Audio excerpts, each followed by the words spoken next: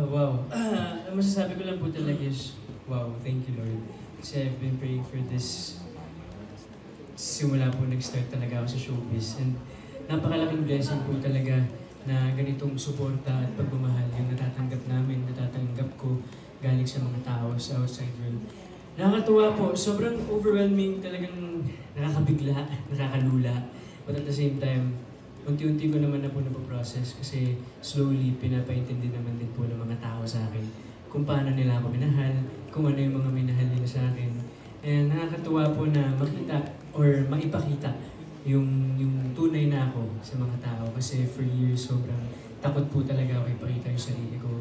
For years sobrang talagang merong nag-hold back sa akin para ipakita yung confidence ko. Sobrang introvert po talaga. Kaya nakakatuwa na makita na natanggap ako ng tao sa totoong ako, sa totoong personal.